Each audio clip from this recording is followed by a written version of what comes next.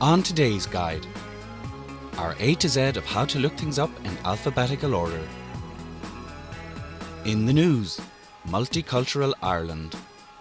What new language are we using now that we have so many new cultures from around the world making their homes here? And fitness, how to use your new reading and writing skills to find a new way to get out and shape up.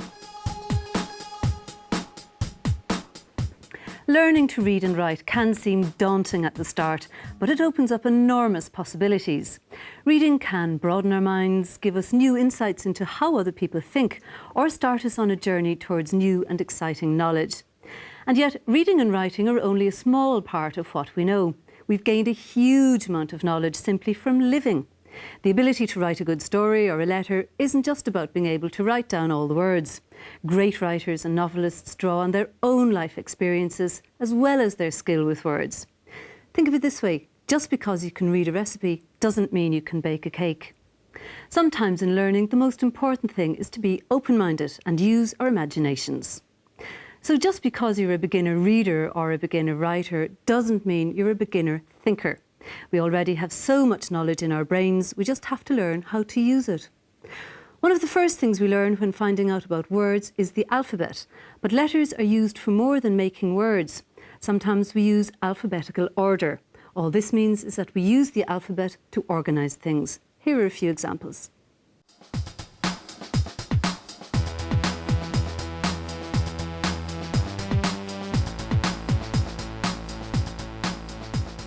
Think how hard it would be to find a book or a DVD in a shop if they were just all mixed up. Luckily, that's not how it is. The books are all in alphabetical order, so they start from A and work all the way down to Z. So for instance, with Celia Hearn, you go to A. Then with Maeve Binchy, you go to B. And Roddy Doyle, you go to D. We use alphabetical order all the time to make things easier to find. And alphabetical order is what we use to find one small piece of information in a large book, like one of these. The 26 letters in the alphabet are in a certain order, beginning with A, B, C, and ending with X, Y, and Z. Alphabetical order makes it quicker and easier to find information. In this list of names, you know you'll find a name beginning with B, like Bill, near the start of a list, because the letter B is near the start of the alphabet. A name beginning with W near the end, like Wendy. And a name like Ken, somewhere around the middle. Let's say you have to find the phone number for someone called Deirdre Jackson. The phone book is in 3 parts. Ordinary people and households are in the residential listings at the front. Companies and professionals in the business listings at the back. And the state directory in the middle is where you'll find places like health board offices, the Ombudsman for Children, or Garda stations. Deirdre Jackson's phone number will be in the first part of the phone book, as this isn't the name of a business. The names in the phone book are listed with the family name first, so instead of Deirdre Jackson, we get Jackson Deirdre. Jackson begins with J, and J is in the middle of the alphabet. So you'll find the names beginning with J around the middle of this part of the phone book. The second letter in Jackson is A. So the Jackson entry is near the start of the J section. Now you need to look for the first name and find Deirdre, which starts with D. And now you can make that call.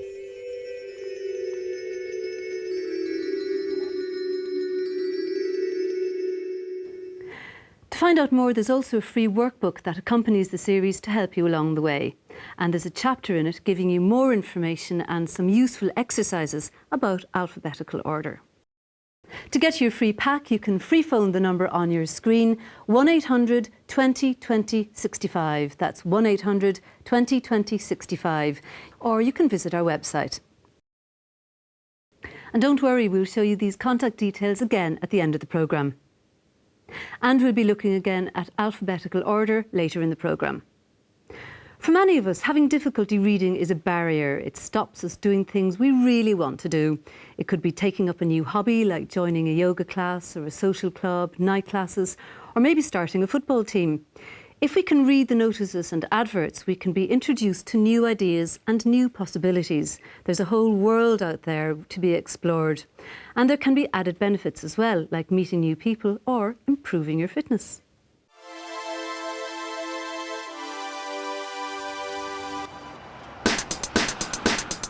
We all have those moments when we realise we're not fit enough.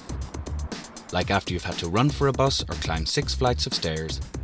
It happens to all of us at some stage. The question is, when it does, what can we do to improve our fitness? Fitness simply means that your body is in good working order. To achieve this, you need to exercise regularly and eat a healthy, balanced diet. But don't panic. You don't have to go to the gym every day. It's easy to include exercise in your usual routine. Have a look at what you do each day and think of how often you use the car or another form of transport. Why not walk or cycle instead? Or if it's too far to walk or cycle, you can take the train or bus part of the way there and walk the rest. But if that doesn't appeal, why not find an activity that does? Notice boards in your local supermarket or library are a great way of finding out what's going on in your local area. If there's a lot of notices on the board, it's best to scan them all, looking for keywords such as cycling, salsa and yoga. They're likely to be bigger or in a different colour. Once you've seen a keyword of interest, the details will be underneath. To find out more or to join up, they will probably include a telephone number. Hello? Hi, is that the Dublin School of Dance? Yes, it is. Hello, I was hoping to join your salsa class on Tuesday night at 8 o'clock. Sure, that's not a problem. Can I have your name, please? Emma Gladstone. Great. The classes cost €80 for a 6-week course. Is that okay? Sure, that's fine. Okay, great. We'll see you Tuesday then. Okay, thanks a million. Bye. Not all of us are cut out for dancing though. If you enjoyed a particular sport in school, why not look into taking it up again? Your local community centre or sports centre is a good place to find out more. Hi, I'm wondering if you can help me. Yeah, no problem. A group of us would like to play five-a-side soccer, and I was hoping you could help me sort out a time and a place to play. Okay, what day of the week are you looking for? Well, we're hoping for Wednesday. All right, hang on 1 minute. We've no pitches available, but we do have a 5-a-side league. Right. It hasn't started yet. There's a guy called Ger Mullen, and he's looking after it. Oh, good. I can give you his name and number if you want to Good. contact him. Is that with a G or a J? With a G. Okay. Great. And his number? His mobile number is 087 643 2482. Thanks a million for Thank that. you. Okay, bye. Cheers, bye. Another way you can find teams to play against is to put up a notice in your local community centre. Include details such as cost and your phone number, and now other people can call you to get involved. With a relatively small amount of effort, someone can set up a regular 5-a-side match once a week. That's an extra hour of exercise every week, which over a year adds up to around 50 hours of extra exercise. So there's a start to getting fit. You won't become Mr. Muscle, but you'll definitely feel healthier. Start by changing the small things, like walking part of the way to work, and who knows where it will lead. Maybe next time you'll catch that bus.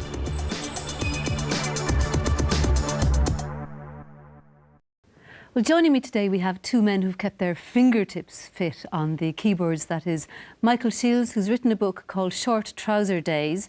And we also have Bill Doris. Bill has written a book called How the Great Become Great, which deals with learning and creativity. And he's also a poet in his spare time. Michael, first of all, your book, Short Trouser Days, what's it about? Well, basically, it's about childhood memories. Funny little incidents that happened when I was young, and my friends and that. But I've expanded the book. I've included short stories. That you've made up, or that really happened? Oh, that's really happened. That's true. Are you sure now? Yes, certainly. But I was also a member of the British Army for a short period of time in 1970, and I wrote a bit about it. I was a part-time soldier here in Ireland, on and off for 15 years, and I wrote a piece about it as well. And it's basically a compilation of stories. Michael, it's a really great book, and it's your story as well as the history of the town and the locality, but it's not that long ago that you had your own difficulties reading and writing. Can you describe that journey for us, how you went from there to writing a book? Yeah, well, my biggest problem was punctuation. I was able to read, but I would agonise over where to put a comma, a full stop, even a capital letter. I could spell all right and I could read, but punctuation, that was my problem. Since leaving school, I never had to put it into practice because I always worked on building sites, or I worked as a miner for 16 years. I just never needed to use the pen. It was more physical work, yeah. More physical work. But when I lost my job in the mines due to ill health, I returned to learning 2 hours a week. And it was through that the tutor, when she seen the homework I was doing, she suggested to me that I should join the Mead Writer Circle, which I did. And it was through the Mead Writer Circle then I discovered that I actually liked writing. So I had 2 stories published from the Mead Writer Circle. They were 10 years old there in 2001, and to celebrate it, they published a book. Right. So I have a story in it, and I have a story in Dunleary as well. Great. In the Millennium Book in Widely Dunleary. published now at this stage. I had a story published last year in Ireland's Eye as well. Do you get a great thrill out of that? I got a great thrill out of it, yes. About seeing your name in the paper? Yeah, For good reasons, of course. for good reasons, yeah. When you were learning to read, did you, at an early stage, think you might write a book, or did that come much later? It came after Mary Condon, my tutor, told me to join the Mead Writer Circle. It came almost there and then, you know. But it took me actually 5 years to write that book. Right. Bill, you have written a book about creativity and learning, and in fact you have a theory that everyone has the potential to be a genius if we're just willing to give the time to learning. How does that theory work? Well, that's not quite the theory. The people who study greatness, they're mostly psychologists, have been doing this for years, estimate that somewhere between 1 out of 50 and 1 out of 20 people have the potential to become great. Not a genius, which is a different thing, but to become great. Great at what they do? Or? Great, to become a Mozart, a Picasso, an Einstein, maybe an Ali, maybe a Ronaldinho, same game. Which means that if you went to, say, a large family gathering, like a wedding, and look around, and had a count, the brothers, sisters, aunts, uncles, brother-in-law once removed, you're getting up to 40, 50, whatever. One of those people has or had the potential genetically to become great. None of us ever do. The cover story about that, which is rammed down our throats in the media, everywhere, your entire lives, is that it's about being born with genius and struggling against all the odds and finally making it to the top. BS.